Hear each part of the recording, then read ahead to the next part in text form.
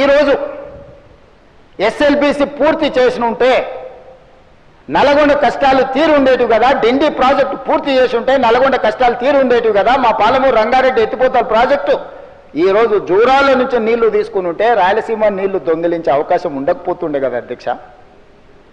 ఈరోజు కృష్ణా నదిలో మొత్తం ప్రాజెక్టుల మీద వివరాలు తీయండి అధ్యక్ష.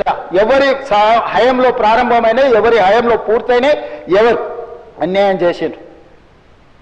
పెద్దలు చంద్రశేఖరరావు గారిని రమ్మని ఉండే అధ్యక్ష, తమరైన వ్యక్తిగతంగా మాట్లాడండి. వారు ఏ రోజు వస్తారో వారు ఈ సభలో ఉన్నప్పుడే కృష్ణానది జలాల మీద చర్చ పెడతాము.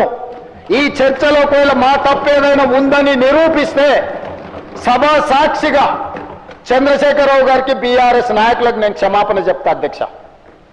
ఇది నా సవాల్ అధ్యక్ష చంద్రశేఖరరావు గారికి. సవినయంగా నేను చంద్రశేఖరరావు గారికి సవాలు విసురుతున్నా. కృష్ణా పరివాహక ప్రాంతంలో కృష్ణానది జలాలలో ఈరోజు తెలంగాణకు శాశ్వతంగా అన్యాయం జరిగింది చంద్రశేఖరరావు గారి హయంలో, లెక్కలతో సహా నిరూపించడానికి నేను మా మంత్రి ఉత్తమ్ కుమార్ రెడ్డి గారు సిద్ధంగా ఉన్నాం అధ్యక్ష. వాళ్ళ సంతకాలు పెట్టొచ్చు, వాళ్ళ అఫిడవిట్లేసి